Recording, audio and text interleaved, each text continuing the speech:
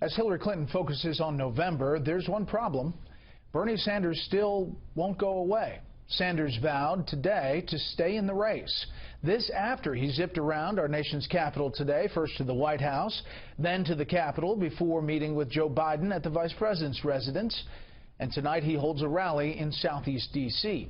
So could his willingness to hold on despite a lack of delegates spell trouble for the Democratic Party?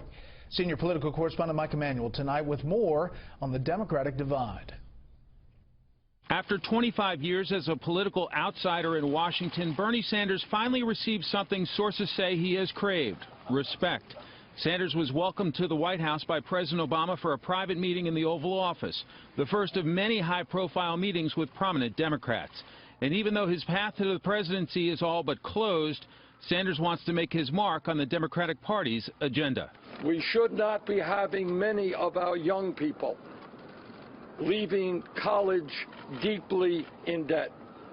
We should not be having in this great country an infrastructure which is crumbling when we have millions of workers prepared to rebuild that infrastructure. While Sanders has caucused with Democrats as a self-proclaimed Democratic socialist, he hasn't been in the club over the years on Capitol Hill.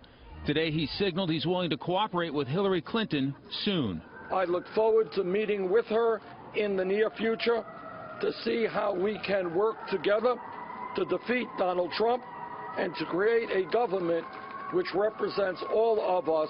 Sanders received a very respectful welcome from top Senate Democrats, their interest being healing the divide between Hillary Clinton and Sanders. I told him that I was not pushing him for anything. I knew what he had to do on Tuesday, and he can make whatever decision he feels appropriate on Tuesday and thereafter. He also cares about keeping his people engaged, and the way to do that is issues. Before considering an exit, Sanders would like the DNC platform to support a $15 federal minimum wage, stricter regulations on Wall Street, and more generous paid family and medical leave policies.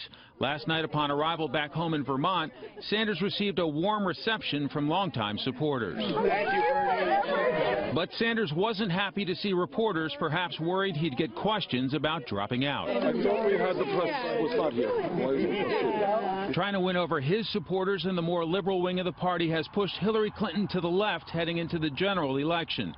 Clinton did earn the endorsement of liberal darling Massachusetts Senator Elizabeth Warren, who has been mentioned as a potential running mate, but Clinton isn't tipping her hand. I don't know because I have no idea yet. You know, I'm looking broadly and widely.